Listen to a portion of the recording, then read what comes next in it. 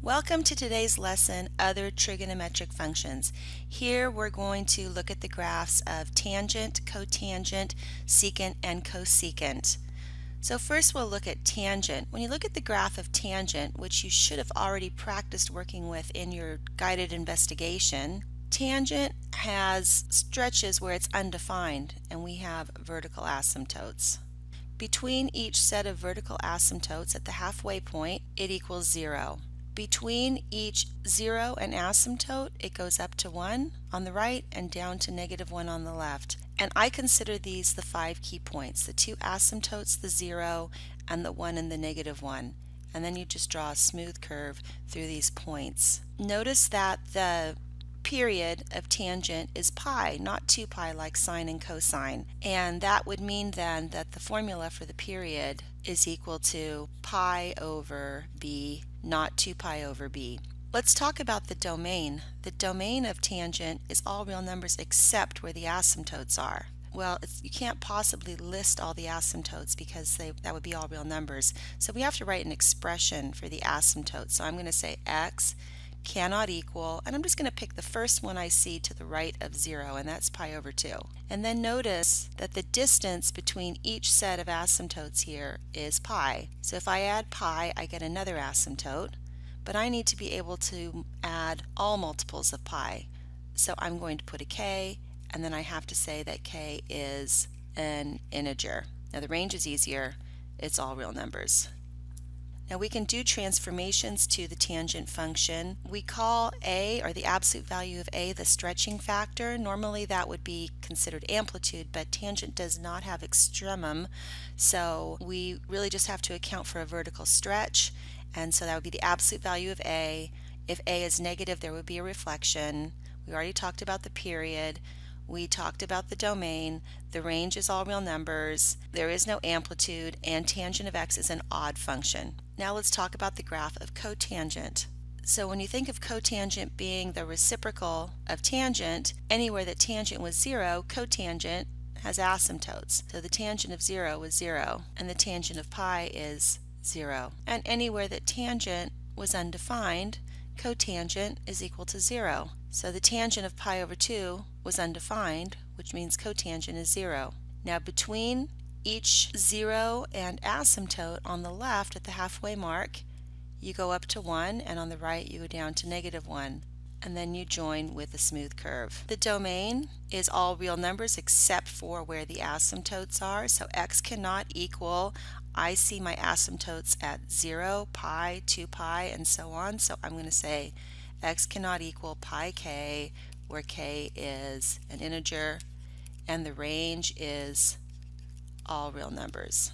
Notice that tangent was an increasing function and cotangent is a decreasing function.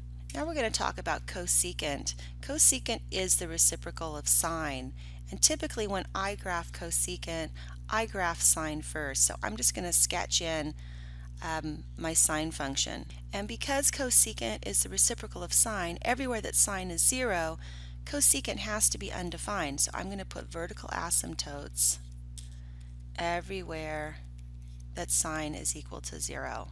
Once I've done this setup, all I have to do then is touch the sine curve and then use asymptotes as a guide to draw the function, touch the sine curve, and use asymptotes as a guide. Now here we can see that the domain is all real numbers except for where the asymptotes are. So x cannot equal, well, let me look at the asymptotes, 0, pi, 2 pi, so that means it's multiples of pi. So x cannot equal pi k, where k is an integer, and the range is y is less than or equal to -1 or y is greater than or equal to 1.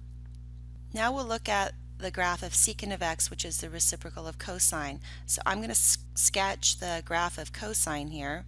Everywhere that cosine is 0, secant is undefined, so I'll draw my vertical asymptotes. Then I will touch the cosine curve and use asymptotes as a guide and draw secant. The domain of secant is all real numbers except for where there are asymptotes. Here I see an asymptote at pi over 2, 3 pi over 2, 5 pi over 2. So I'm going to define that as pi over 2 Add plus pi k, because this repeats every pi, and k is an integer. If I wanted to be fancy, I could say x cannot equal k pi over 2, where k is an odd integer. Either of those is going to describe this list of asymptotes. And then the range is y is less than or equal to -1, or y is greater than or equal to 1. Example 1. For the following functions, sketch 2 full periods of the graph. Identify the stretching factor, period, and asymptotes. Part A, y equals 2 tangent x minus 1. So A is equal to 2, B is equal to 1, C is equal to 0, and D is equal to -1. So if A is 2, that means that the stretching factor is equal to 2.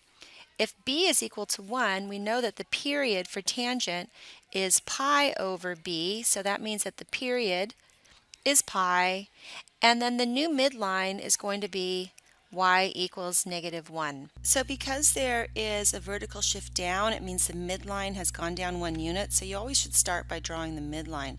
So I'll draw a dotted line through -1. The period is pi, which means half of that period is to the left of the y-axis and half of it is to the right. So I'm going to go pi over 2 to the left to draw an asymptote, and pi over 2 to the right. I'm just going to keep going. Then I will put a point at the halfway mark at the midline. I'll go up 1 to the right. I'll do 1 to the left.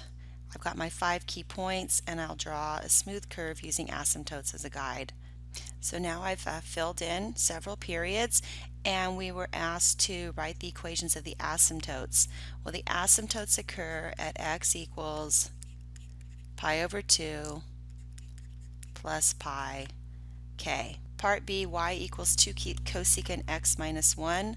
A is 2, B is 1, and D is -1. So my new midline is y equals -1. My stretching factor is 2. My period is 2 pi over 1, which equals 2 pi. And we're graphing cosecant, which is the reciprocal of sine. So I'm basically going to try to graph y equals 2 sine x minus 1, and then use that to graph my cosecant curve. So I'm going to draw my midline. I am going to go up 2 to 1 and down 2 to -1. This is going to define the maxima and minima of the sine curve, which will help me place the cosecant curve. Now I will draw my 1 period of sine. Start at the midline, midline, midline, max, and min, and I'll just keep going. And then I'm just going to dot that in because that isn't really what I'm graphing. In fact, I'll even change colors. So now everywhere that sine has crosses the midline, we're going to have vertical asymptotes on cosecant. Then you need to touch the sine curve and use asymptotes as a guide. And then we need to write the equations of the asymptotes. The asymptotes are happening at multiples of pi, so x equals pi k, k is an integer. Example 2, find an equation for the graph. Well, if you look at this and if you try to put a sine or a cosine curve in here, I see a sine curve, so I'm actually going to be writing an equation for the reciprocal of sine or cosecant. So y equals a cosecant bx minus c plus d. When I look at the max and min of my sine curve, they happen at 2 and -2, which means that a is equal to 2, and that means that the midline is halfway between them, which is 0, so that means that d is equal to 0. When I look at the period of the sine function, it is 2 pi, and that means then that b is equal to 1. And there's no phase shift, so c is equal to 0. So this becomes y equals 2 cosecant of x. That's all for now. Thanks for watching.